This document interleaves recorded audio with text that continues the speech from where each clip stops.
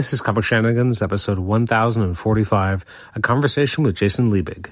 Ain't no stopping them shenanigans. Love getting into shenanigans. All up in them shenanigans. Shenanigans. Shenanigans. Shenanigans. Shenanigans.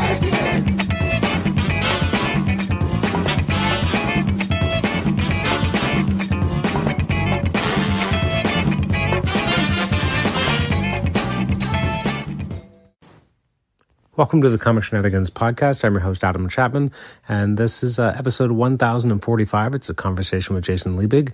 Jason was an editor at Marvel in the mid to late 90s, so we really kind of get into what it was like to enter into Marvel at that time, and not just into Marvel at that time, but enter into the X books at that time. And I feel like we were really just scratching the surface. There's so much he worked on, which we're going to be getting into in actually a second part, which is going to be coming up hopefully next week. Actually, as I record this intro, I haven't actually even recorded the second part, but we're going to be recording it soon, so I'm very excited. This was a complete blast. It was a lot of fun to reminisce and talk about this period of X-Men comics with Jason. And I think in the next episode, we'll be getting more into some of the stuff he's done more recently, but he is known as the Indiana Jones of snacks and film and TV's nostalgia secret weapon. I'm taking this from his own Twitter bio.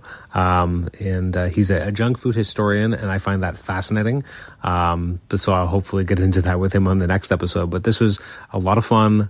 We got to talk about, some of my favorite stuff, which is the X-Men comics that really raised me as a comic fan. I have said before, and I might have actually said it in this episode, but it's the X-Men that made me a comic fan. It was Spider-Man that kept me a Spider-Man fan, kept me a comic fan, but it was definitely the X-Men that really lured me in and brought me in a big way. So this was a ton of fun. I think you're really going to enjoy this episode as I sit down with Jason, and there's going to be another one coming up next week as we chat more specifically about the Counter-X stuff, which I'm really excited to talk about because it meant a lot to me. Well, X-Men meant a lot to me as the whole Shaman Nate Gray, and we're going to get more into that next time.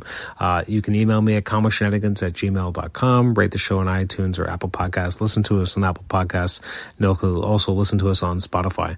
Thanks so much for listening, and we will catch you next time. Enjoy this episode.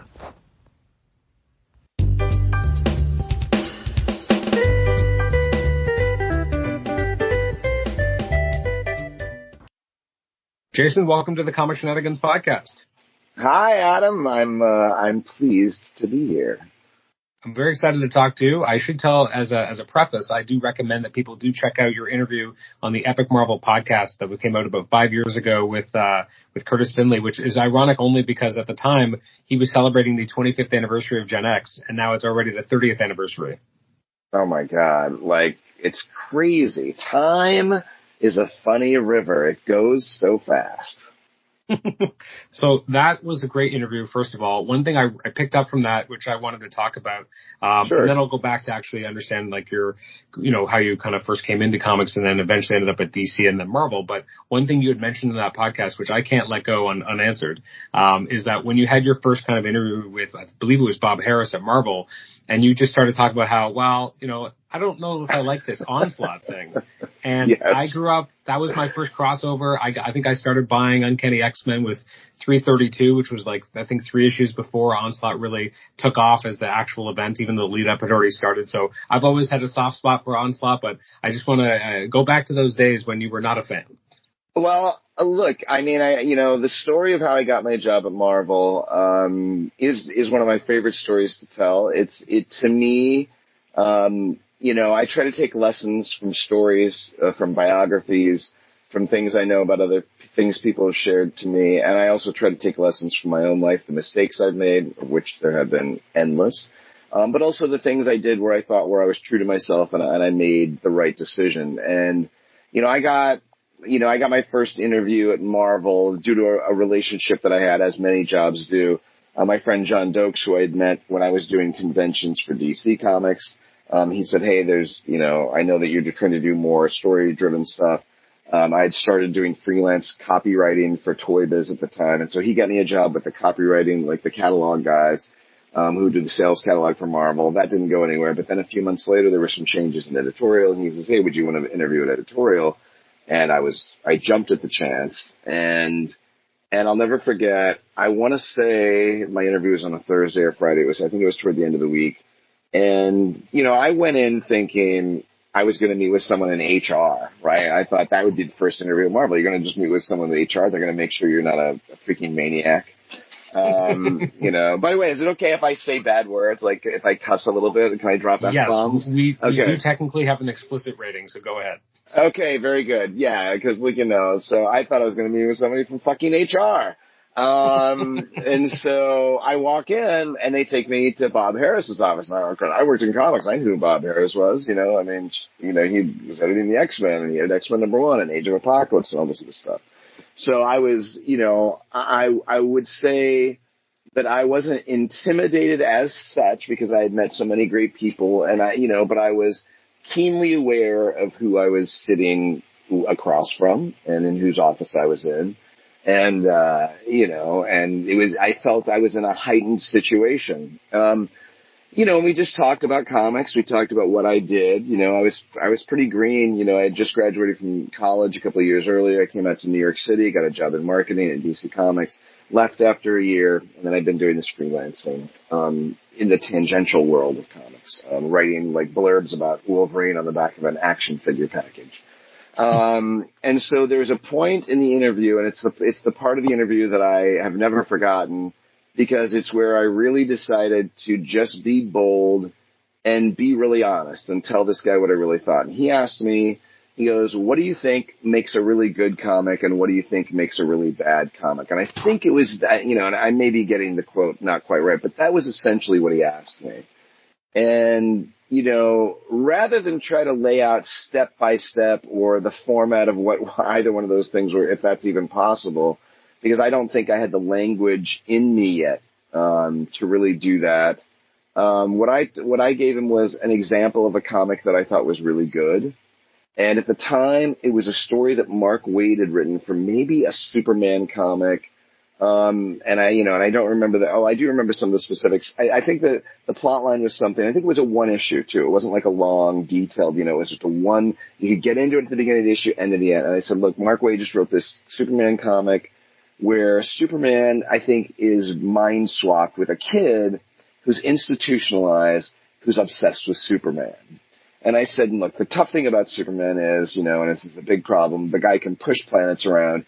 How do you make him threatened? How do you give him consequences other than his supporting cast, of course, and I thought this is a great thing. It puts Superman in a really interesting situation that Superman is going to have to solve with who he is as a character rather than the powers he possesses. Right.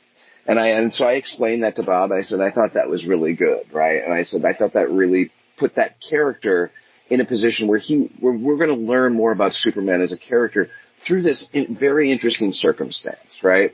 And so I think he liked that answer. But then I really took my big swing, right? And I think this was the swing that got me the job. And I said, and what makes a really bad comic? And I said, well, look, I go, I don't want to offend anybody, but right now in the X-Men, you guys are doing this thing called Onslaught. I think Onslaught was still being teased, but everyone had heard rumors, people were talking about it. I said, right now in Onslaught, you're doing a thing where you're taking one of your great heroes, Professor X, and you're turning him into this sort of armor-clad mega-villain. And I said, look, I get why people might respond to that. I think it's a little cheap, and I don't think it's very good. And I didn't think it was very good when DC just did it like a year and a half ago with Hal Jordan and Parallax. So I just don't think it's very interesting. and there was dead silence. But, what felt like 5 minutes, but it was probably 5 seconds. And so I'm sitting there, I say this. I've basically just said the thing that his office, under him is working on, I think it's bad. Right? I think that's a bad comic. And so I said that, and I think I said, so my first impression, I couched it. My first impression of Onslaught was, well, this is pretty terrible. And so there's dead silence. And then Bob responds, yeah, that was my first impression of it too. And then I think in that moment, I got the job. And look, my lesson from that is that, it's not always be bold, because look, I've also worked with people that if you really tell them what you think, you're out the door. And ultimately, that's why my career ended. My career ended sort of in the same. It's an interesting coda, because my career ended with me also sort of telling people what I really think of their ideas. And we don't need. Well, we might get into that. We might not. But whatever the case is, my first impression of Onslaught was, and I'm much kinder about Onslaught now. And of course, Onslaught became what it became, and I know they've done things with Onslaught since. But I'm never one to say that you can't be cheap and you can't go for the easy thing. I remember when I was working on the X-Men, I said, look, two things always work in the X-Men, and I think they're a little cheap: time travel and making people related who were never related before. Like all of a sudden, we're brothers, we're sisters, we're cousins. I go, these are the things. And I said, but let's try to not reach into that bag of tricks too often, Anyway, so that's my story of Onslaught and my initial thinking of Onslaught. But look, my God, when Sidorak Gem, when Juggernaut is, laid out on his back, in the back of the mansion or something, right in the grounds, and before he passes out, the one word out of his mouth is Onslaught. I'll give it to Scott Lobdell. That is a really provocative image. And that's a great way to, and I think if I recall, I don't think Scott knew what the hell Onslaught was when that happened, right? That's, I think, it's the first time we hear that word or that name. And Scott's really good about creating some of those really iconic, these big provocative moments. Whether or not he's as good as delivering on them, I think he is sometimes. But but but this is a problem for everything, right? For every movie and film. It's like for Lost, it's like great, set up the big premise. It's really hard to freaking pay those things off. So anyway, but yeah, so that's my story of my initial thoughts on Onslaught. Yeah. Okay. So and I love sharing that story. That's one of my favorites. Well, the thing I love about that is, something about also when you're younger, you can you feel like you can take those swings in a different way. Like there's something that I did in my kind of career, a choice I made or a thought process. And I'm like, that was the arrogance of youth. Like I wouldn't do that now. Like I'm almost embarrassed by it now, but it's what led me to my eventual career. So it was the right call, but also kind of cringeworthy. So yours is not cringeworthy. Yours is at least, a good story about, being able to kind of speak truth to power is really what this was. Like you wanted something, you wanted a position, a job, and you weren't afraid to say what you actually thought, which, in this case, at least got you rewarded. I'm curious about the time frame. At this time, was Bob still one of the 5 chiefs, or was he the sole chief at this point? He had already been elevated to editor-in-chief. Yeah, he was the sole chief. Yeah. Okay. And so, but he was still, even though I don't think in name he was still, I would say he was still keeping one finger on the X-Men. That's why we shared that office for a year. So, I think Mark had been elevated to editor of the X-Men, and Ben Rabb, now a successful television writer. Unfortunately, Quantum Leap was just canceled, but Ben Rabb, who's still a friend, just left the position of assistant editor at the time, and I came in to replace Ben. Okay. Now, during this timeline, I'm just trying to get my ducks in a row. Had Mark Grunwald already passed away at this point? God, no. Mark was still around for another year or two, and my memory on that is hard. I mean, I'll never forget the Monday morning when we got the call, certainly. So, and my interactions with were you part of the kind of editorial classes he used to run, like, in terms of how to be an editor? Because I know he did a lot of those. He did, but I think by that time, those were wrapped. Excuse me. I would have loved to have taken part in those. I think by the time I had come in, I was post-Marvolution. For those who don't know, Marvolution ultimately were just these massive layoffs they had. So I think Mark was a little shell-shocked, and I just don't know if there was time or structure with the publishing schedule as it was. But I remember hearing about them, and no, I never got that beautiful education. I mean, I had some lovely conversations with Mark, of course, and really, I really liked our time together. But I did not get to have the Mark Grunwald education that so many of my predecessors did. Okay. Now, if we go back to the and I'm poorer for it, I would say. I'm poorer for it. I was a poor editor for it as well, not having taken part. Fair. I mean, I guess that would be true of anyone who didn't get to kind of have that kind of instruction. It seems to have been extremely impactful to those who did get that experience. Yeah, I did sit down though. I did take part in year 2 of the Stanhattan Project. So I was like an assistant at the Stanhattan Project, which Mark Powers and James Felder led down at NYU Film School at Tisch. And that's where they discovered Joe Kelly in year 1, and then Brian Vaughan. I was there when Brian Vaughan turned in his script pages over Ron Garney Silver Surfer pages, and they were better than I think what the writer wrote for the comic. And I remember James going, "Oh, this is really good." No, I did not have as keen an awareness, but because Brian was a great kid, and he was a kid at the time, as was I. But I remember that. And so I did get, I think what I will say is I got through that because I remember they were laying that out.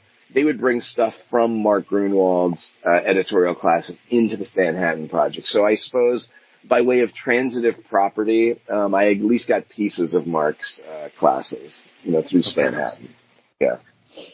Now, if we go back, when did you kind of become interested in comics as a youngster? Was it a big part of your life? Was it a little bit later? How did you kind of come to it? I had comics from probably the time I was 3 or 4 years old. I grew up in the 70s. We had a neighbor that gave us comics, and I'll believe it or not, I think my first real exposure to the Marvel characters, because I think I remember getting like Ghost Rider and horror comics first. Maybe some Spider-Man, but I remember getting those Topps Marvel trading cards from 75 and 76, and I would stick them on everything. And, they had the goofy sayings, like they had one with Cyclops where the little word is, "Oh, you're a sight for sore eyes," and things like that. And so, I knew the visuals of the characters before I knew who the characters were, and then I got into comics. I really started getting into comics in the late 70s and then very much into the early 80s as the direct market bloomed. I was a young teenager in the 80s, and so I sort of grew up a lot with the direct market. And, I was one of those kids in the 80s who just really started going to comic shows. I lived in a small town in Nebraska. I got most of my comics off the spinner rack, but as soon as, anytime we traveled as a family, we would try to find comic stores in the town we were in. And we would go to Omaha, Nebraska, and there were comic stores there, and we would shop. And I became a pretty degenerate collector of comics before I was, by the mid-'80s, and saving comics, trading comics, So, yeah, I would say early on. And so when I was graduating college in the early 90s, getting a job in comics was a dream job. That was sort of my dream at the time. So how did you end up at DC in, I guess you said the marketing department, right? Yeah. So I ultimately got a degree in marketing, sort of by default, by just sort of come up, I don't want finance. I don't want that. I don't want to be a teacher. It's and I loved all those things. I just don't think I was very good at them. But, I was a regular at a comic store in Lincoln, Nebraska, called Cosmic Comics, and they had stores in Omaha, and their owner, Brian Shore, was a very respected retailer. He was part of a sort of a small program called the RRP, which I believe is the Retailer Representative Program, where DC would fly a group of 20 retailers from across the country to different events and to different sort of they would basically get them together to sort of talk about the industry, to get more ground level knowledge, right, to help inform their marketing decisions, their sales decisions, everything. Even some editorial decisions, I think, at least, the kinds of books fans wanted, et cetera, et cetera. Mm-hmm. So I became close friends with Brian. And when I was getting ready, the real story is when I was getting ready to graduate, he had just opened a new store. This was the early 90s. Comics were still booming, right? This was still during the boom era. And he was like, "Listen, would you want to manage this comic store, this, my new showroom store?" And I thought that sounded great. I had big ambitions, but that seemed like a great step for me. And, cause I could stay close to home. And then about 6 months before graduation, one of his part-time employees who had just had a kid wanted a real full-time job. And he said, "Listen, I've got to give the job to this other guy." I think his name was Lauren or something, great guy. But, and at that point he goes, "But you know what you should do?" And this is this is spring of 1993. He goes, listen, maybe I can try to get you a job at Marvel or DC Comics. And I was like, well, that sounds great to me.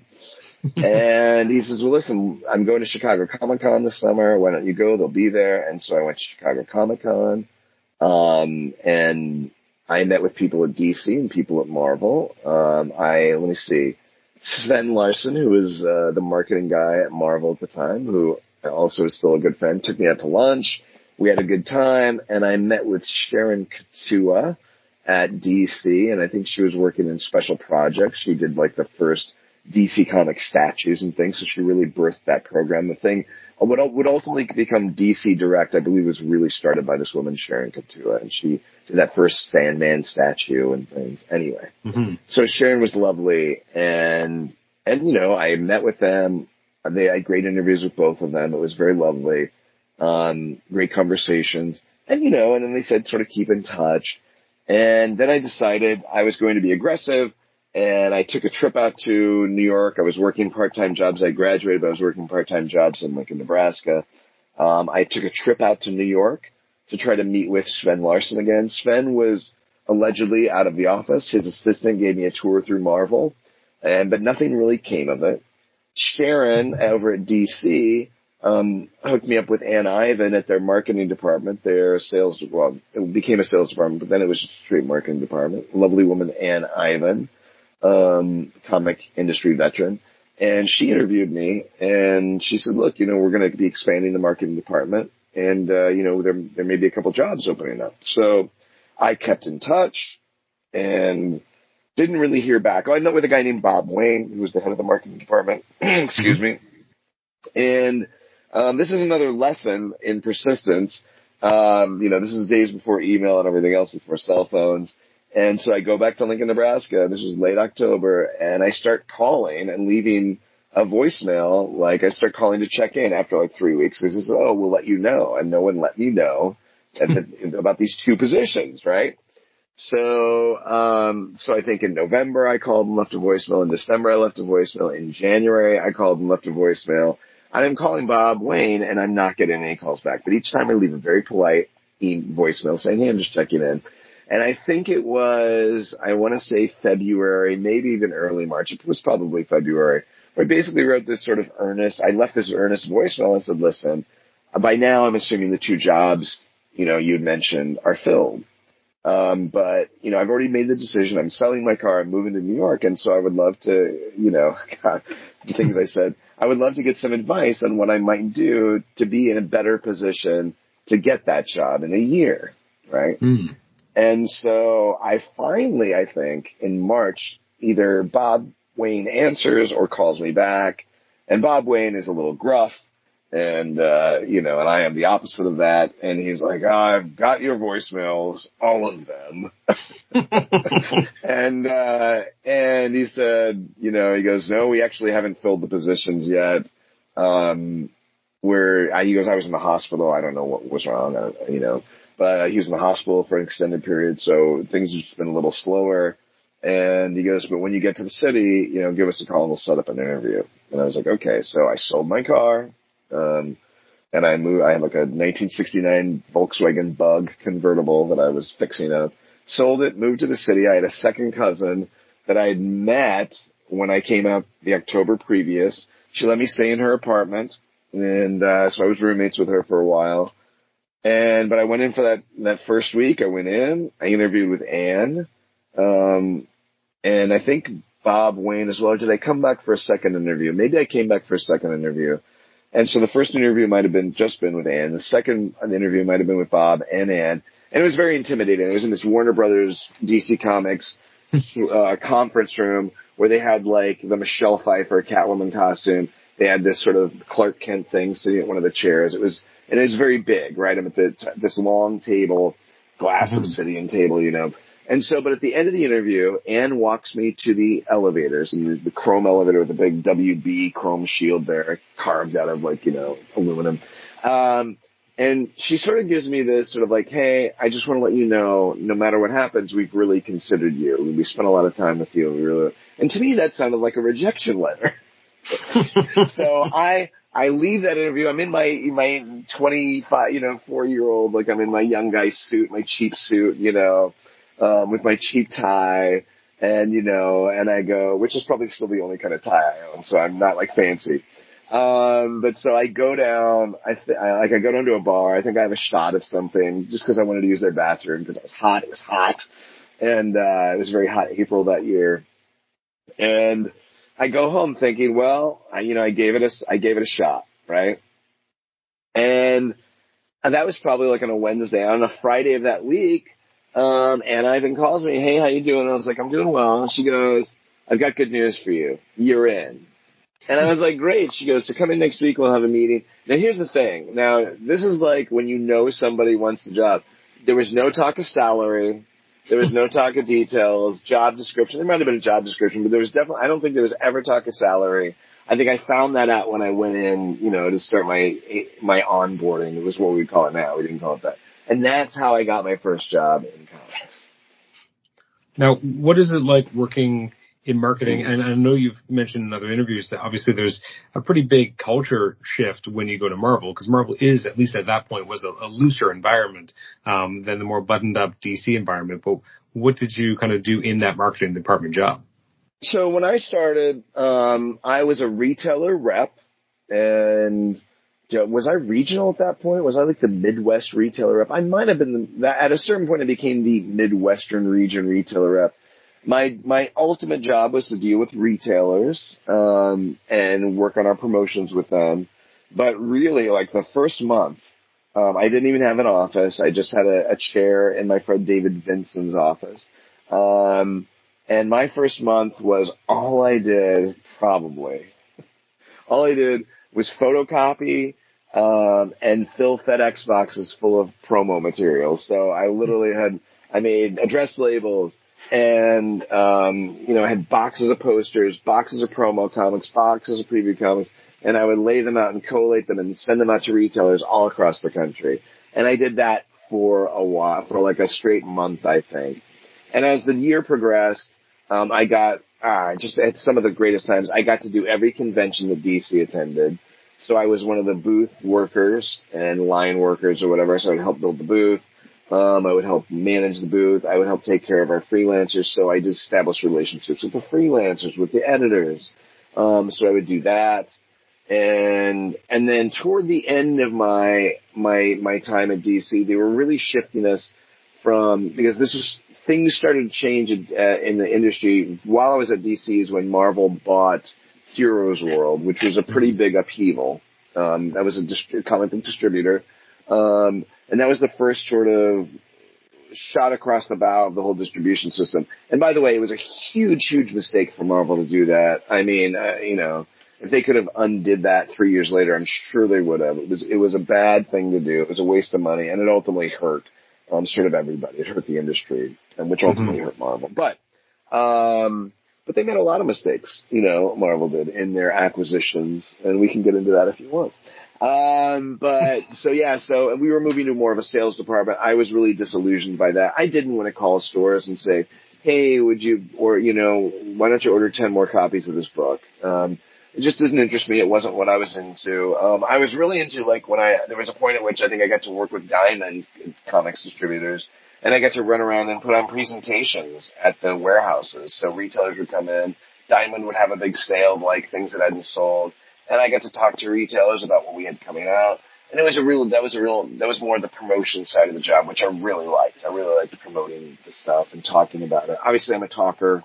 But so I really liked talking about what the creators were doing and the kinds of things we had coming out.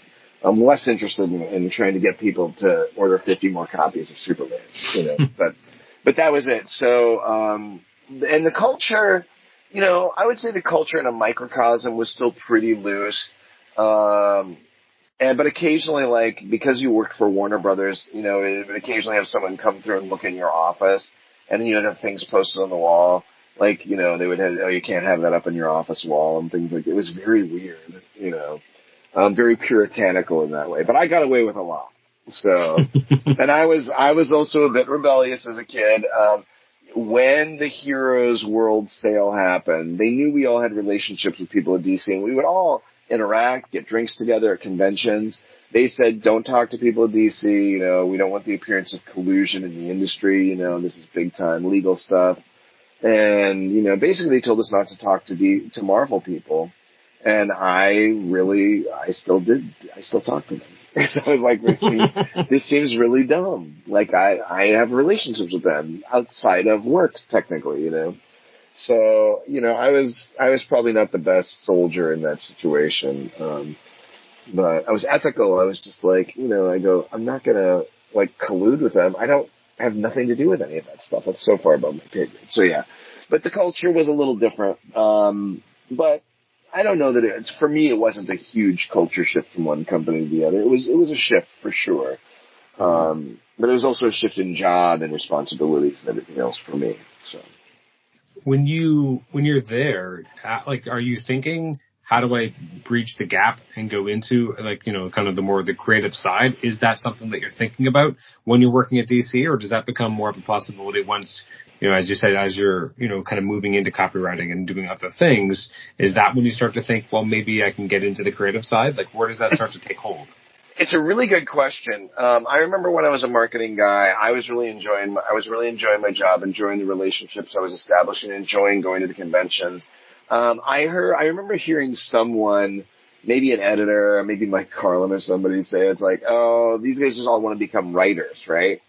And, and they were, I think you sort of disparagingly referring that to people who were working in other departments, right? And we were friends, but and I think a lot of the marketing people in the marketing department did come from editorial positions in other places. I remember Maureen McTeague, I think, was the editor-in-chief of Starlog or something, and came over. And so other people did have those aspirations. I don't think I did. I remember thinking, that's not me. I'm not craving to jump to editorial. I wasn't. I also didn't think it was very much possible for me. And I think that's probably the truth. So I didn't even consider it. I was like, well, that's not going to be an avenue open to me. And then I sort of fell into the copywriting. I remember, I believe I was after I left DC, I was at a party where some wizard people were at, in the city, because I had these friendships and stuff. And I remember talking to, I think it was Jim McLaughlin, and he said, hey, do you have any editorial experience? And I said, I really don't. I didn't even work in my school paper or anything like that. And he goes, well, you think you have some editorial ability? And I was like, yeah, I've been hanging out with editors for the last year, I listened to everything they say, and I really did. I was listening to Archie Goodwin and Mike Carlin and all these guys. And I learned a lot about, and at conventions, I'd be standing behind these guys while they'd be talking to writers, we'd go out to dinner. So I got an education of sorts. And so Jim McLaughlin's like, hey, I got offered this job for Hearst New Media to do this, the Comic Creators CD-ROM or something, but I can't do it. Would you be interested in taking it on? I was like, yeah. So he goes, well, I'll give them your number. And so I got this job creating the editorial content for this terribly, ham-fisted Comic Creators CD-ROM. It was 1994 or something. You can imagine the technology was terrible. But anyway, good for them. They wanted to make something, and they tried. And I gave the content I provided for them was on par with the content of the technology. So it wasn't fantastic. And then once I did that, I was a friend from LA was in town, and I knew he was collecting action figures, and I had a relationship with someone at Toy Biz. I was getting a tour through Toy Biz, and I remember meeting a woman. What was her name? Joanne. God, was she also a McLaughlin? No, Joanne McLaughlin. I can't remember. I think her name was Joanne. And she was head of something. And I said, oh, I sent you my resume after I left DC. And she goes, what kind of? Well, I said, I worked in marketing for DC. And then I just jokingly, and this is really just like a little asshole, I said, but now I'm a freelance writer. Right? And I literally said, I think I snapped my finger and pointed, right? But now I'm a freelance writer, snap, point. And she goes, oh, and she goes, well, we could really use a copywriter. We've got our toy fair coming up, and we could really use a copy. Would you be interested in that? And I was like, sure. Well, figure out what your rates are and let's talk. And so I'd never done copywriting in my life. And so I go to Barnes & Noble. I pick up a couple books on copywriting. I started, reading them. The following week, I go in, I try to come up with some rates. I sit down with Joanne and thinking she's going to interview me to see if I can do this job, right? She's giving me the job. Like, I'm getting the assignment, right? Like, I literally come in thinking I'm going to be interviewed and then I'll maybe get the job. No, like, this is what we need from you in like a week. And I was like, okay. And that, and like, talk about like just crazy amounts of luck. And so I took that on and I had a knack for it. I think a lot of copywriting is commercial speak, reading ads, all these things. And I sort of existed in that world a little bit. I loved to sort of goof off and pretend like I was doing commercials. So I had a knack for it. The rhythm of copywriting at the time, I was good at. And so I really fell into it and, and that was it. And then I started doing a lot of that. And then after the Toy Fair scripts that I wrote, they asked me to start writing action figure packaging, and so the copy for the boxes. So I did all that, which was a whole fun challenge of trying to, like, if you had like an assortment of 5 characters and you had 5 sentences, how do I give you one cohesive? Like, if you're going to put this, because I think at first I was doing one piece of copy for each package, but then at one point when they were doing the repackages for KB, I would write one paragraph that encompassed all 5 characters. which was sort of like, I equated to like trying to write those old Twinkie ads, How do you tell a story in 6 panels that involves Spider-Man, the Green Goblin, and Twinkies? You have 6 panels, go. And so that was sort of my challenge there. And I did that, and so I had fun with that. And it was, talk about like just distilling things down, so that was a fun lesson. And then it was just, as I said before, I had a friend, my friend John Dokes, who knew people he hooked me up with their catalog copywriting department, which that went nowhere. And then months later, there were moves in the editorial, and I went in, and that was my meeting with Bob, and that was that. When you have that meeting with Bob, just to kind of follow up on your previous meeting, I guess at DC, did you ask about salary first? I don't think so. No. No, I was hungry, and I was looking at opportunity, look, at that point, and, and I guess I didn't say this earlier, like I really didn't think, even when I was getting that copywriting work, like I became more interested in storytelling at that point, certainly spending time with Mike Carlin and all these creators. That really became the stuff that I cared about, right? Like I got such an appreciation for the craft of it through my interactions with the people doing it, and so that became sort of a dream. But like while I was at DC, Marvolution had happened before, and so I heard these stories about just people getting laid off. I really didn't think there were going to be opportunities for me in editorial and comics. So when I get that job, and I'm sorry I'm not going off of the thing, like, I get that job thinking, okay, what crappy books am I going to get a job on, right, if I get this job? Mm-hmm. And, Bob brings me back in the following week to meet with Mark Powers, who's been leading the X-Men books. And then I get a job as the assistant editor of the freaking X-Men, which couldn't have been a more impossible dream for me. X-Men were my favorite comics. X-Men were the biggest selling comics in the world at the time, and they had been for many, many years. And it just seemed impossible that I would ever get to be a part of that group of people making those books. And it happened, and the level of sheer happiness, unbelief, gratitude, all those things, it just seemed impossible. And it really was. When I got to call my family and say, I just got hired to work on the X-Men as an assistant editor, I couldn't have been more like I felt like the kid all of my dreams had come true. So, it was really an extraordinary moment in my life. I will never stop being grateful for it. And it was really, really special. Yeah. So I kind of said this off podcast, but I'll reiterate it now. So that period when you're kind of coming in as the assistant X-Men editor, I'm jumping in about at the same time as a reader. So I'm experiencing all of this as a reader that you got to actually take a part in putting together. So I'm curious for the first, let's say, year with Mark, before you kind of graduate later on to being a full editor, when you're working as the assistant editor on the kind of the main of the main X books, right? So Yeah. What was that like to kind of go so quickly from being a fan reading this type of stuff to actually starting to chart out the direction? And was that an easy adjustment, or did that take a little bit of time?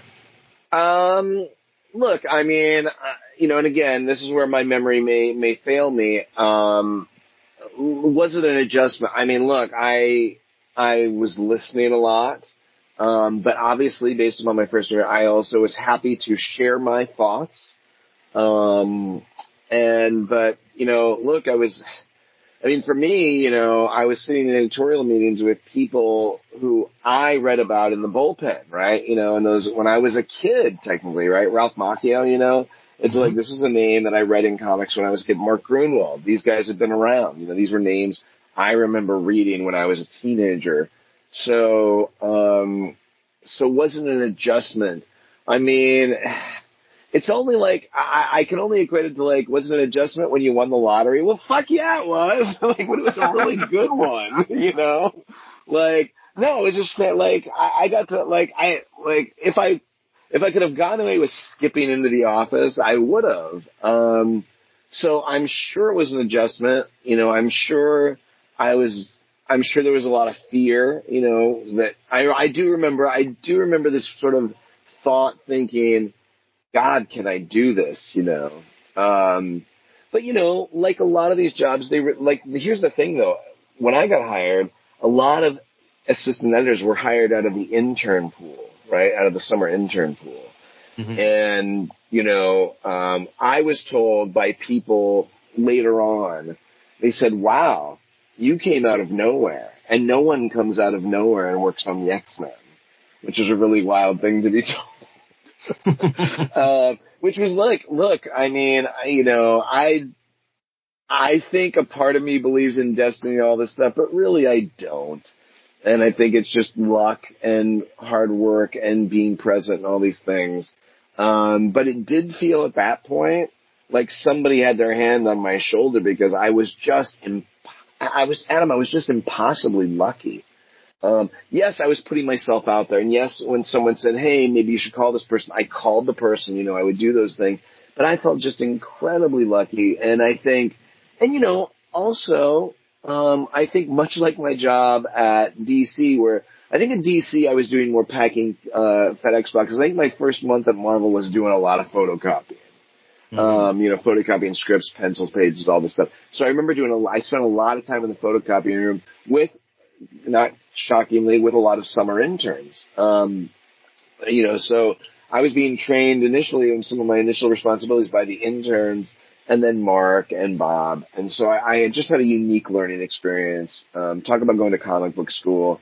I got to go to comic book school with some of the best.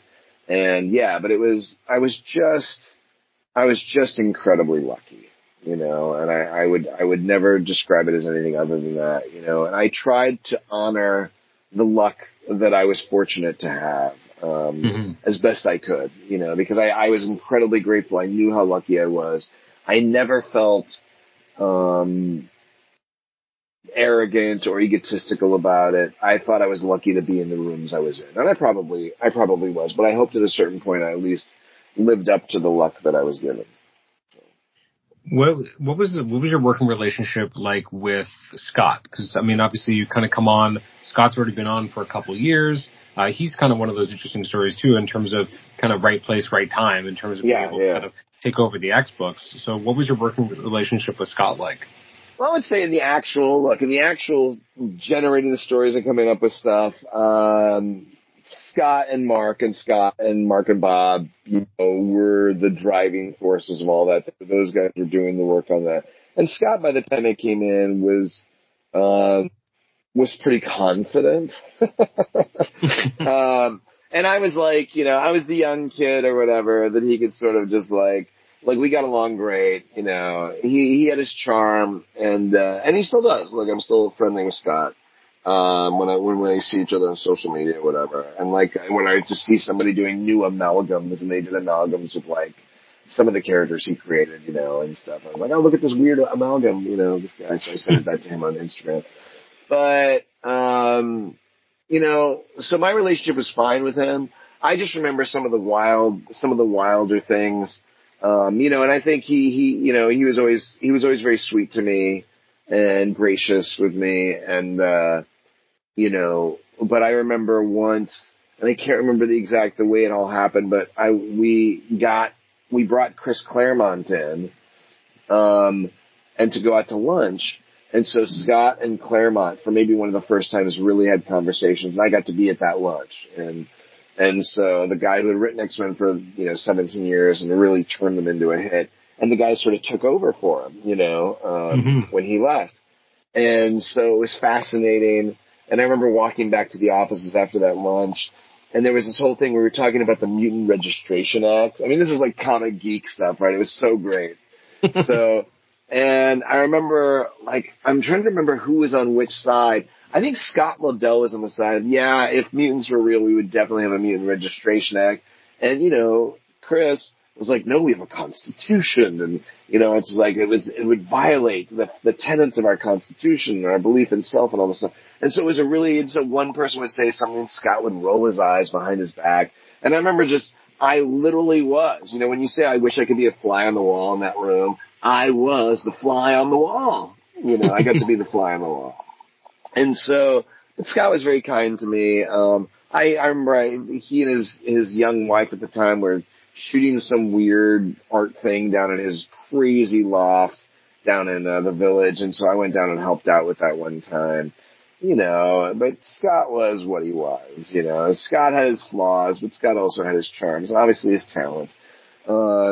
And so I liked Scott just fine, but Scott and I didn't really work on anything together. I was very much not in on those conversations, but I also think Scott was sort of driving things pretty clearly. But at a certain point, I became sort of like, I remember when in Heroes Return, Scott was writing Fantastic Four, and I remember telling Scott, it's because Scott was like in Paris with his wife, whatever.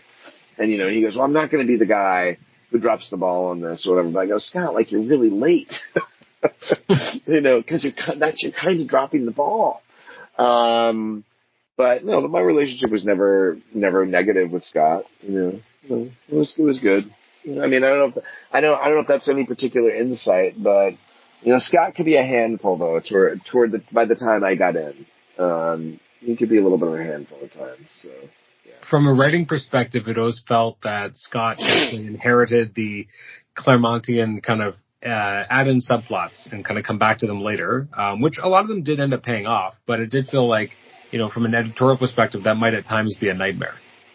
That's a good, it's a good insight. That's a good note. As I said with Onslaught, when Scott introduced, Juggernaut saying the words Onslaught, he did not know what that meant. And that's true.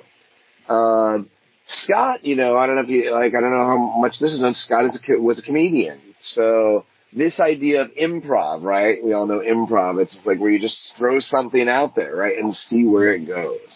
I think a lot of writing can be like that. And I think it can work and it can't work, as anything can, right? And anything can be a great story. So if it's executed well and crafted well. I think there were some nightmarish things about that. And I think for fans, maybe there were some subplots that never got resolved. And so, but I also think greatness came out of that, so, so I think to answer your question, yes, I think it could be a bit of a nightmare at times. That's it. Now, but it could also lead to great things, Yeah, for sure. Now, during your kind of tenure, working with Mark on again the mainline X books before you eventually kind of migrate to having your own books, you had Joe Madureira was the artist, and obviously that was a big change and stylistically and artistically than what people had previously been used to on X-Men. It was definitely a big hit at the time. What was it like to kind of see those pages coming in? Because I can only imagine what that must have been like, because I was just a fan and loving that stuff. Yeah, no, Joe Mad was so good, and it was so vibrant and unique within the structure of Marvel DC books, right? Obviously influenced by manga heavily, by all that stuff. No, it was exciting. Now the thing is, what I missed is, but I got the stories. Joe Mad was a high school intern for Marvel in the bullpen. Oh. And the bullpen is filled with guys who came from Joe Kubert's school, aspired artists, guys who are professionals, done other things. So there's a 16-year-old kid in the bullpen as an intern who's like sketching, right? And some of these guys in the bullpen are like, Jesus Christ, like what this 16-year-old kid was able to do. Like he's drawing Batman, like the Batman looks really good. And he's showing us, and Joe Mad started working in the X-Men very young. I don't know if he was 17 or 18 or whatever, but he was right around that age. And he was that good that early. Now by the time I came on, Joe had been, this is post-Age of Apocalypse. So Joe had become a big star, a hot artist, had drawn a lot. And so when I came on, that was toward the end of his run. And so I think like even on, and he was I will say this, he was starting to get distracted. He was playing a lot of Ultima Online. This sounds terrible, but that's true.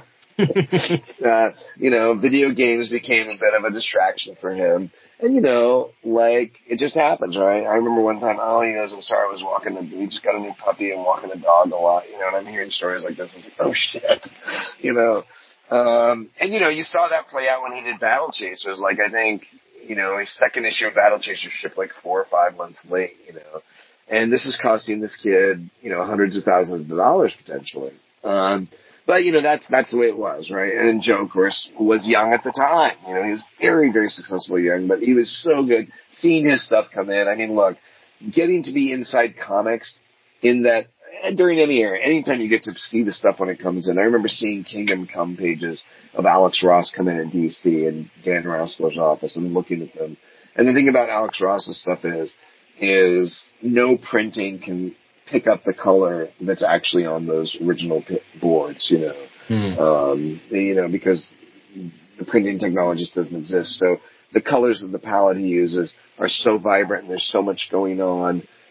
So seeing Joe Mad's stuff come in after Tim Townsend inked it, it was exciting, man. I remember he did this, Angel cover. I think it was maybe when Angel got his real wings back, Archangel. Mm-hmm. And I remember seeing that cover come in, and I was like, oh, God, it's just so good. The lines were so exciting and strong, and the character work was so good. It was fantastic. So, yeah, I mean, what can I say? As a person who's also a fan, it was just incredibly fun and incredibly exciting. Yeah. For those checking at home, that would have been Uncanny X-Men 338 for the record. Oh, thank you. Very good, Adam. A question I have, which seems more relevant now than ever before, is a storyline that I really like because, again, as I said, I kind of came in as Onslaught was ramping up, but in terms of really being able to see a storyline get seeded and then become a crossover, Operation Zero Tolerance was a big one for me as a kid. And obviously, spoilers for those who've been watching X-Men 97, they use Bastion, they use Operation Zero Tolerance. Like when you first see those initials OZT, I was like, oh shit, this is happening. Like, I think that's what I said too. Like it was fascinating to see this stuff that, I mean, it must be even more surreal for you because you actually worked on it. But, this is some of my first comic book love, and seeing it now on the screen and looking awesome. So what was that experience for you to watch X-Men 97 and see things and elements of things you were actually had a part in working on actually on the screen?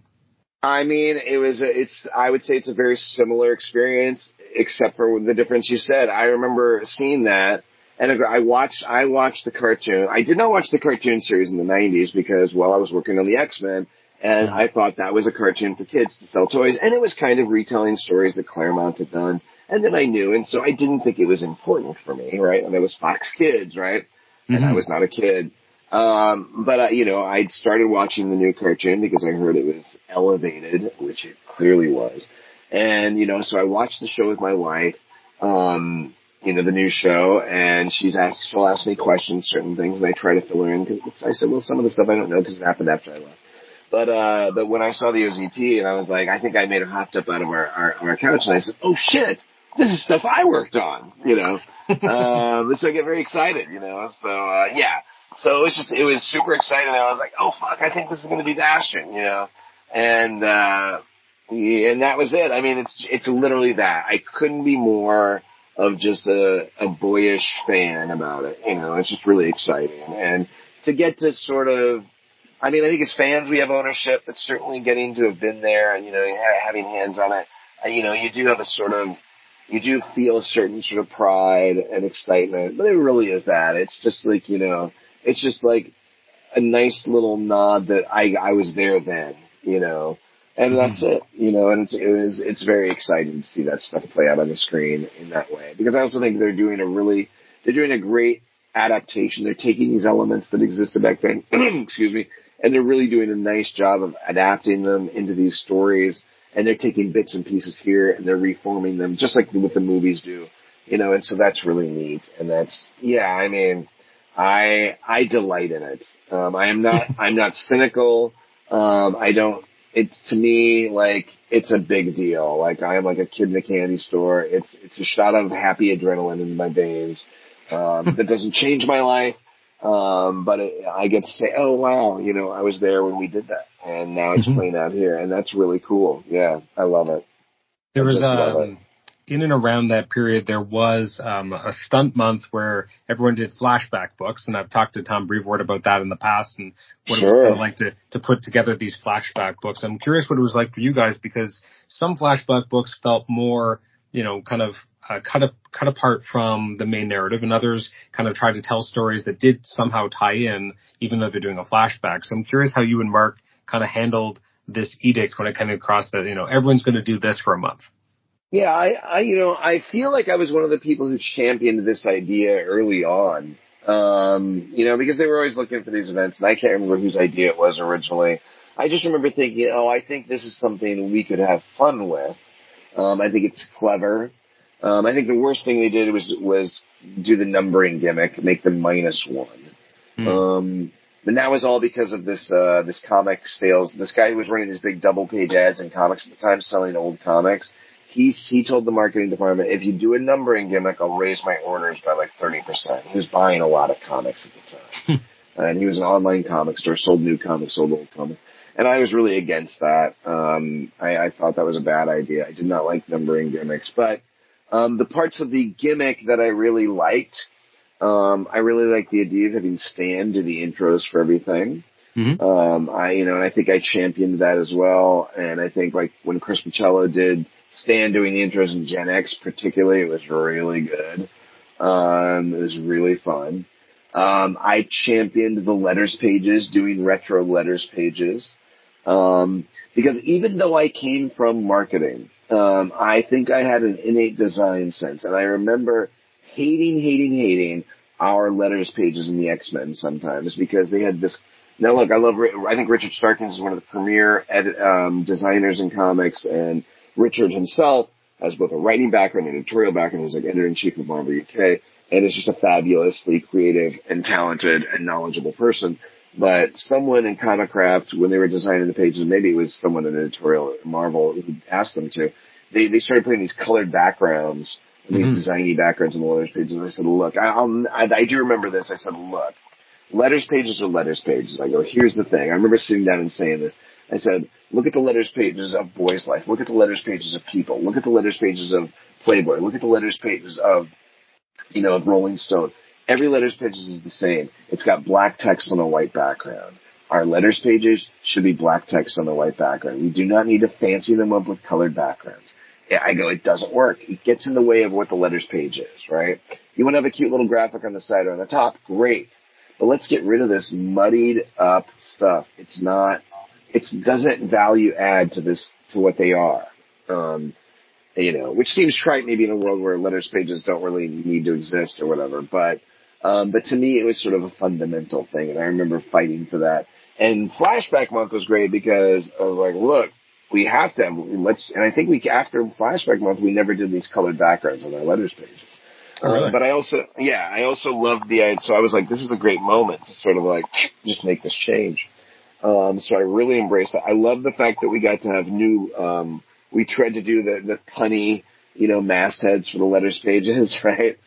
And I think it was Michael, what's Michael's last name, did a lot of those. He designed those illustrated. I know in some cases they use old ones from the 60s where they existed, but in books that didn't exist in the 60s, they came up with new ones. They were very funny and they were very fun. So I loved all that. I just thought it was a great challenge. I thought it's always good when you can challenge, when you can give someone limits, and make a single issue story, which were so rare at the time. I don't know if you covered this with Tom. One of my favorite stories out of this, which I hope is accurate, and I think I'm remembering it accurately, Adam Kubert was doing Hulk at the time, and, really, really sort of did not like it because they said, well, it has to be these like 9 grid panels for the most part, not weird splash pages and everything. And Adam Kubert, incredible artist, incredible person. I love Adam. Really sort of rebuffed that a little bit. He did not like those limitations. But he did it, right? Because that was the rule for Flashback Month. And he put himself into the structure, right? He put himself into this very strict structure of a more 60s style structure, the 9-panel grid and all this other stuff. And generally. And he came away a changed artist. The limitations of Flashback Month changed him. He changed the way it was a big lesson for him. Him having to put himself into that box for a month almost opened him up to the power of this kind of storytelling, to not always relying on breaking through the panels and everything. Not that he wasn't going to do that, but he found a real power in the sort of, I would call it old-fashioned storytelling.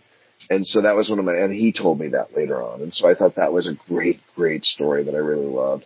And that came out of Flashback as well. And so it's interesting what Flashback was able to do, other than just get my little change on our X-Men letters pages, which I really wanted to do at the time. So I had never heard that story about Adam before. That's fascinating. Oh, I'm glad. No, and it's just like, it's interesting because I think, you challenge someone and you limit them, right? It's like when you have a limit of time or a limit of structure, you can learn things about it, right? Because you don't learn about the structure, you learn about yourself, when you have a fixed given. And so he learned new tools, and so he took those tools out. Not to say that he didn't ever bust open, his panels like he was before, but maybe he was using them as a crutch or just they became routine, and so I think he came away with new tools in his toolbox, which I think is great.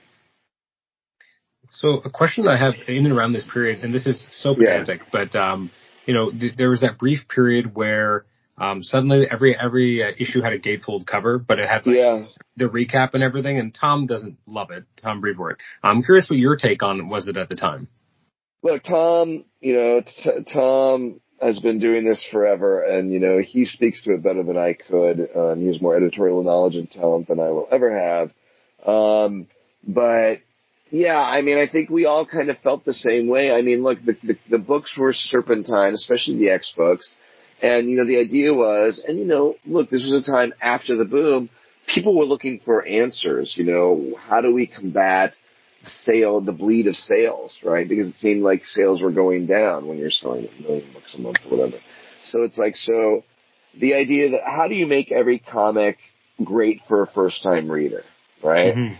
Now, ultimately, if you're a good editor and you've got a good writer and you've got a good storyteller, you figure out ways to do that. But my God, I think at a certain point, writers were like, no, fuck that. We don't need to do that. I remember talking with Warren Ellis. He goes, no, this isn't going to be someone's first time book. And if it is, they're going to have some friend, explain it to them or whatever. And, that's probably truer than anything, right? It's like if you're watching Lost, you can't watch it from season 2 halfway through. You need to watch it, the whole thing. You really do. And so there was this I don't know that it was a battle at the time. I think we all wanted comics to be great for first-time readers. The gatefolds came along as an attempt to do that, right? As an attempt to do that. If you picked up like Fantastic Four number 40, they covered that right at the top, like a little caption at the top of the first page, right? Because that's all you needed. But as these comics became more and more complicated, more and more mature, I think that's cheap to say that. The comics were plenty mature in the 60s, but as they became more of these long form storytelling devices, it became very hard for a first-time reader to pick up a comic. But I say that, but like, look, I remember watching Friends, right? Friends, obviously a huge hit sitcom, generally single episode stories, right? Mm-hmm. And yet there were long form storytelling within those. And I remember watching an episode of Friends, and I remember there was the little like coda before the opening credits song, right? Before the theme song. Mm-hmm. And I remember this was sorry to like jump off of comics for a minute, but there was a thing where, and this may have been after I left comics. But I remember watching it and there was a thing where, Chandler was secretly dating Monica at the time, right? Mm-hmm. Now, if you had never, and I remember pausing my television or whatever, and I said, and if you had never seen Friends before, and this is the first episode of Friends you'd ever seen, it was like the third or fourth season. I said, if you had never seen Friends, in those 90 seconds, this is what you learned. You learned Joey was stupid, but Joey was also the only person that this character named Monica and Chandler were having a secret relationship, and it was a secret, right? And so, and it was driving him crazy, and the other characters didn't know, and Ross was Rachel's brother, or Monica's brother. Ross was in a weird non-relationship with Rachel, and Phoebe was weird and quirky. And the Chandler was sarcastic. And you literally learned all of that somehow in 90 seconds, and you learned it with a couple of jokes and a couple of great, really charismatic bits. And you somehow got all of that information delivered in that 90 seconds. And I remember looking at that moment and realizing how efficient the storytelling was and how great that introduction was.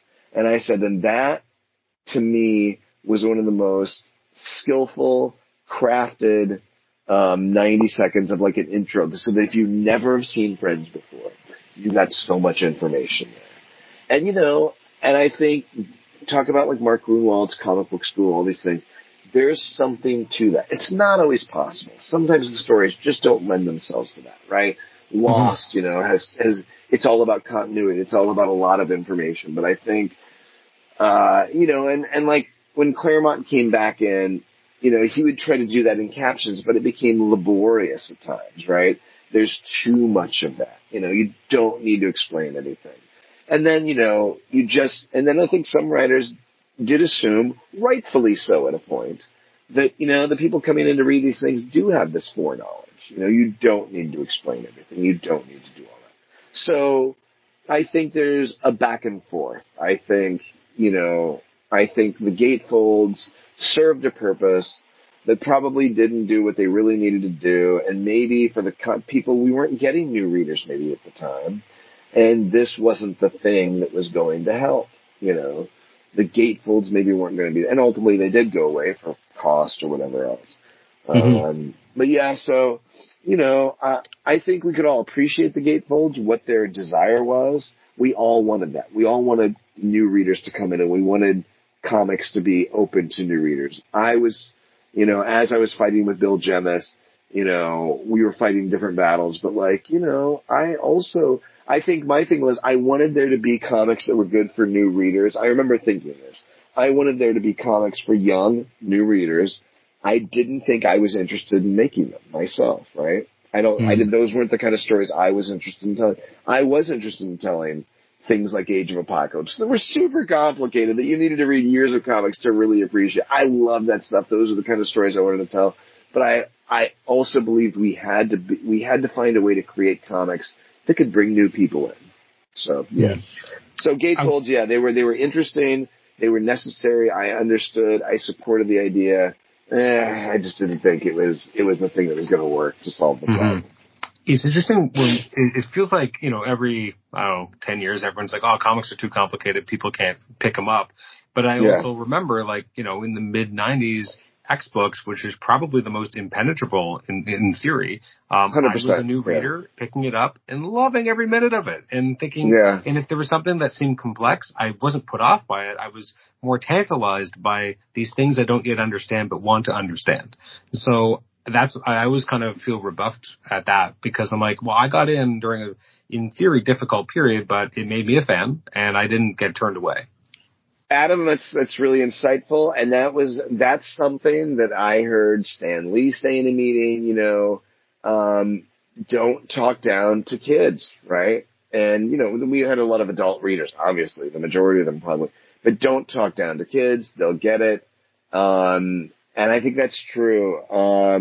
I think too often people play down. One of the things I've always found fascinating, and I did rebuff, and, it's like, oh, characters need to be relatable, so Spider-Man needs to be younger. And I was like, when I was 9 years old, I didn't relate to Han Solo, but I fucking loved him, Han Solo didn't need to be a fresh-faced 16-year-old kid for me to love him, And I think too often, and again, I'm not saying that doesn't work, having young kids or whatever, and certainly I am big into diversity. I'm very glad to have diverse people represented in comics. I do think it's important. And, the thing was, basically, I could tell myself I was Han Solo. He didn't need to be young, but he was still a brown-haired white guy, and I was a brown-haired white kid.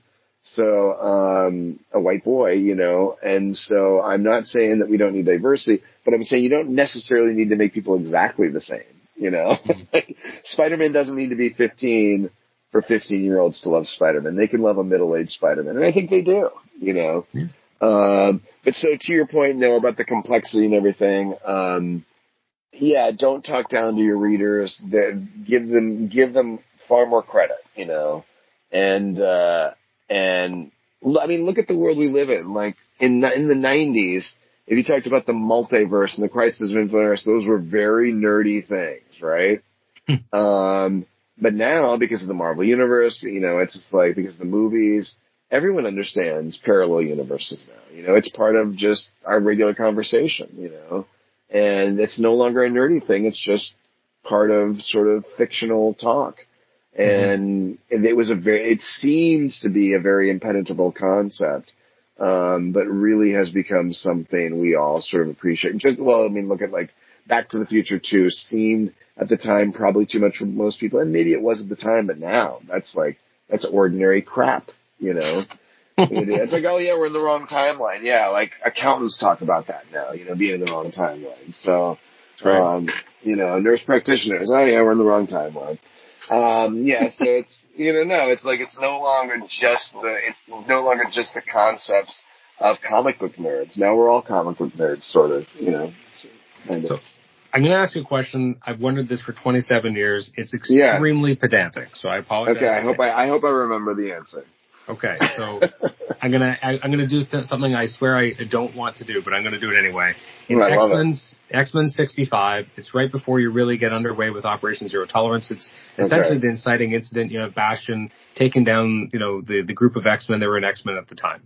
So in this issue, you have out of nowhere, Jean Grey is kind of I guess on the astral plane, and she sees Iron Man, who is in the Heroes Reborn universe at this time. Now, as a kid, loved this because I was picking up Heroes Reborn Iron Man. I was picking up X-Men. I really loved that character showed up. I still to this day don't know why he's there, how he showed up, or what was going on there, if that was supposed to lead to something. So I'm very curious if you can potentially answer that question. That's a really good question. Well, look, off the top of my head, I have no fucking idea. But looking back, Heroes Reborn was fraught in some cases. I mean, we could talk about that for an hour. These guys who, look, I have no hate for Rob, certainly no for Jim, and I know Rob better than I know Jim. I don't really know Jim at all. But, they came very cocksure to Marvel saying, we can get talent that your editors can't get, right? We can get talent that your editors can't get. And one of the big things in the contract was, don't poach talent from Marvel, right? And I think within a few issues, I think Captain America literally had the creative team from Cable. Like it was Jeff Loeb and Ed McGuinness. So I was like, wait, they just literally took Marvel's money to steal our artists. Now we have to go find other, people. But I think because Scott and Jeff had a really close relationship, I think Scott brought Jeff into comics, I think in some cases, in some ways, at least in the Marvel.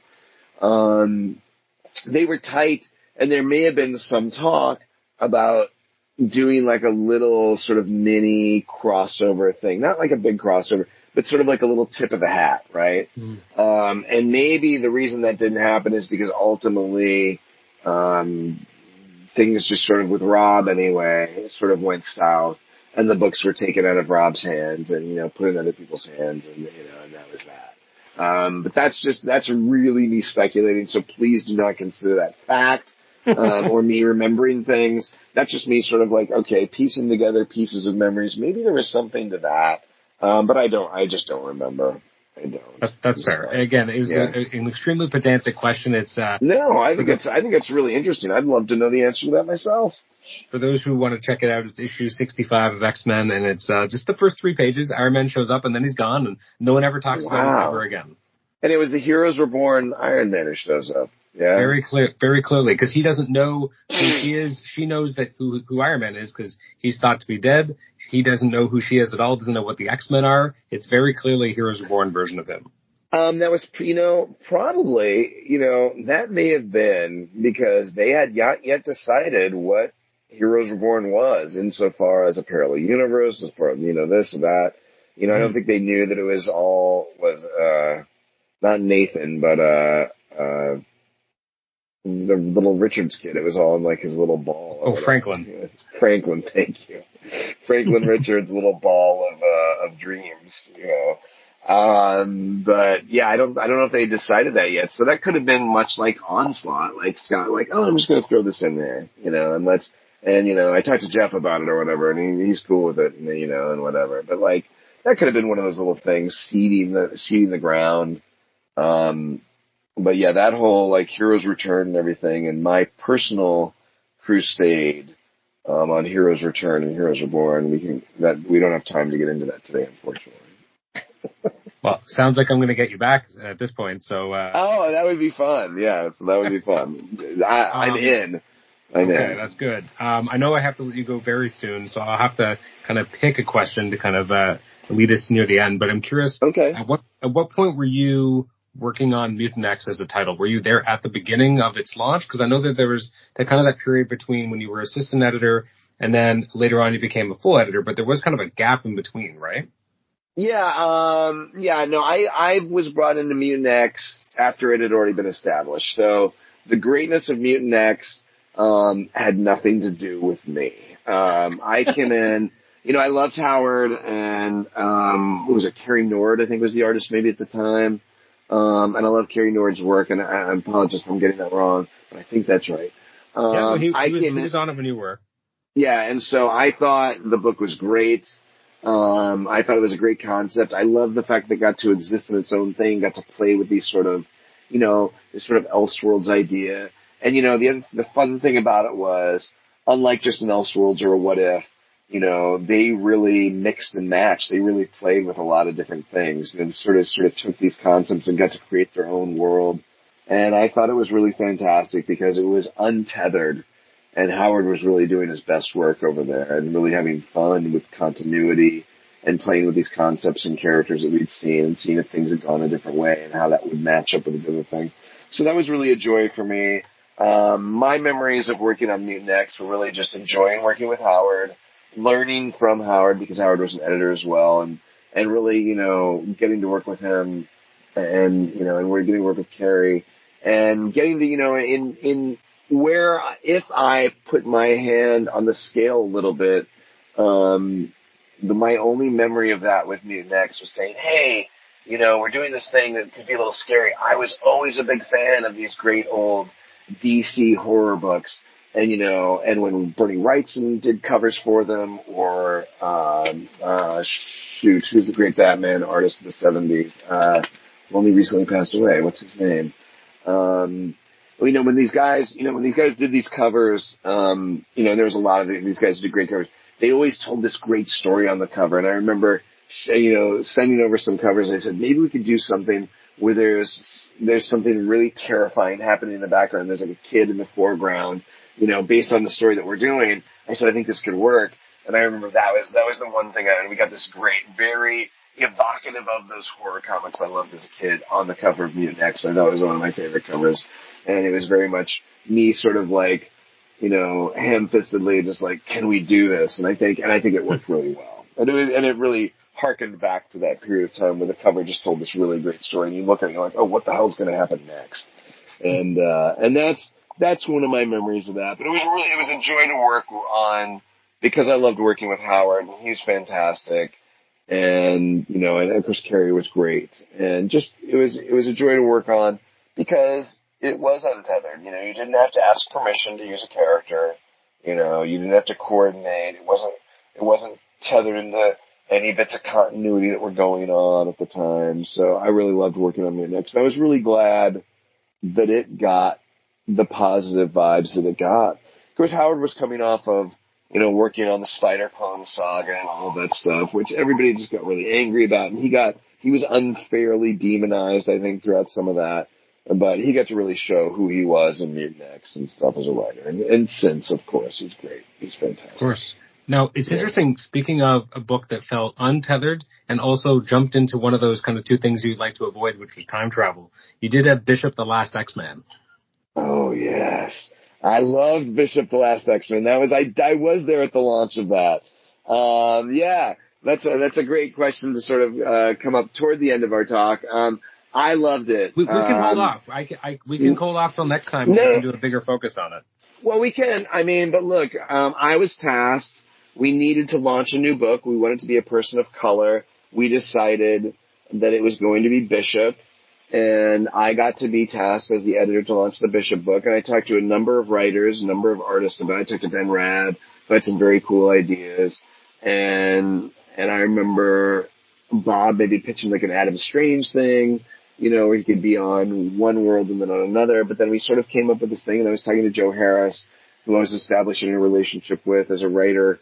And, you know, we sort of came up with this thing that was like, what if it's sort of Lord of the Rings, but with mutants? And what if, you know, and the idea, the conceit was, in this particular future, you know, in a battle with the Sentinels, which, interestingly enough, we just saw this battle with the Sentinels, which had been done before. Like, cause I was talking to Fabian about it. I was like, oh, we did it before. I was like, so we're basically, the idea being, this is the world we're going to set up. Magneto does some pulse around the world which permanently destroys technology. Like, it can never come back, right? Mm-hmm. So you're left in a world where mutants are really the only people with powers, and mutants and mutant powers are treated almost like magic. You know, they're not, we all sort of know what they are, and so what would that world look like? And it was influenced by Thundar the Barbarian and by the Lord of the Rings, and it was a chance to create something new and to create a new visual language. And I really had fun with Joe and with Georges Chente, creating that book. And, you know, like, I think it lasted 16 issues, and it went on after I left Marvel for only a couple issues, and then they brought Bishop back. But, I really adored that world. This is one of those things where, like, and you know what else was influenced by a little bit? I also took a bit of a note from the Jonah Hex series, Hex, which was where Jonah Hex is thrown into the future, like a post-apocalyptic future. I don't know if you remember that book. But Jonah Hex was thrown into a future with, like, laser guns and stuff. So, which was pretty great. So that we even, you know, in my opinion, we even took some nods from that. Maybe those weren't the things to take, but I loved working on that. Because it was a chance to just sort of tell different kinds of stories, but within the Marvel umbrella. Yeah. So that was that. And I'd be happy to talk more about that. But yeah, so, I love Bishop the Last X-Man. And, who the company is just an action figure of it, you know, like a deluxe action figure. They don't say it's Bishop the Last X-Man, but they use all the Bishop the Last X-Men art on it, and it's the action figure, and he's got real cloth and everything, so I had to buy that. Oh, so much fun. Yeah. So, I think we're in the last 5 minutes, so things I'm going to mention, but I will come back to in our future review. Cool. So obviously you worked on X-Men: The Hidden Years. Lots of questions there. Oh, we could talk about that a lot. We will. But a big one that meant a lot to me when I was younger, although really only 1/3 of it, was Counter X. And maybe not the one you would have expected. For me, the one that I bought and really responded to, and will ask you lots of questions next time, is X-Man. Because I love. I knew you were going to say that. Gray. Yeah. Oh yeah. No, when you said Counter X, you were going to pick one. I knew you were going to say X-Men. Of course, that's the one. There's something about the shaman Nate Gray, which really I responded to when I was, I was the right age for it. Just something about the visuals, something about obviously, some of the plot ideals that I guess came from Warren and then were written by Steven. So I will have lots of questions about that. Yeah, no, I mean, look, Counter X came out of me wanting to revitalize this sort of tertiary X books. And we can wrap up with this, but then let's talk again, because I would love to talk to you about this stuff. The tertiary X books, because they were sort of floundering a little bit, and maybe partially because of me, because I couldn't figure out another way. I sort of took the Heroes Reborn idea, the sort of, the Marvel Knights idea. I said, look, I think we can do that with these books and really give them some lifeblood rather than being the sort of the junior X books, right? I want to give them their own lifeblood. And I'm sure you know this, I was talking to Rob Liefeld about being the sort of architect of this, right? Mm-hmm. And I talked to Rob because the one thing I knew in working with Rob and knowing Rob is Rob has great comic book ideas. He's a great he loves comics. Obviously, he did what he did. But I also wanted him to I wanted to have other people to execute the ideas. And so bring on like these other writers and artists to execute the things and have Rob be not just a figurehead, but really come up with, and he was coming up with some interesting ideas. And then in our negotiation, he gave me something he said that was non-negotiable, right? Which is a lesson about when you should say something's non-negotiable and when you shouldn't. And it was about colorists and color steps and digital color steps, and I couldn't give him that. And when he said, no, it's non-negotiable, I have to be able to bring my own guys. And that's when I reached out to Warren. And then Warren's like, yeah, I would do that. It's this much money, which is, and he started reading. And then I was like, Rob, I'm going a different direction. And I think Rob thought I was going to blink. It wasn't me even blinking, but it was like, listen, I couldn't give him that. And then I sort of thought better of well, Warren said he would owe us one more X book. I said, would you be willing to architect 3 books? And yeah, and with Ariel Olivetti, on X-Men, it became something I think was really, really special and really forged new ground. I think all the books did really well, doing what they were doing. They were interesting, but I think that one with Steve and Grant, probably got the best launch, and it happened to be the most interesting thing. And it was just it was real, real cool. It was real cool. So we'll talk about that. I would be happy to. Absolutely. Yeah, I would be more than happy to really do a deep dive into those. And to be honest, and for some of them, I think I read X-Force and Gen X much later, but again, X-Men, I was reading it as it was coming out. I was, I was on every word. I was definitely hanging on it. No, I mean, from the first issue, the ideas, the visuals were so lush and wild and weird, and they really brought you in. And what Warren and Stephen Grant and Ariel were able to do in that book with that character, who was floundering a little bit, and I just didn't think, and again, I couldn't figure out where to have Terry Cavanaugh. We didn't really have a consistent artist and where to bring it, and what to do with it. But once Warren came in and had these concepts and stuff, and Steven was executing and Ariel was executing, it was so cool, man. Each page that came through, I was blown away. The covers blew me away. I was so proud to be the guy who got to help bring that together and help shepherd that to be what it was. It was very exciting, because that book really delivered the goods on Counter X. Yeah, it really did. Well, Jason, thank you so much for so much of your time today, and I'm already thanking you in advance for the next one whenever we... Yeah, let's do it. But again, that's a lot of really important stuff to me when I was a young reader, and so it's always fun to be able to kind of go back and understand what was happening. Thank you, Adam. Thank you for having me on. This was so much fun, and I love revisiting this part of my life. It was a very exciting time. And it's still exciting to revisit, and I love talking about it with people who loved it. So it was fun. Absolutely. Thank you so much. All right. Thanks, Adam.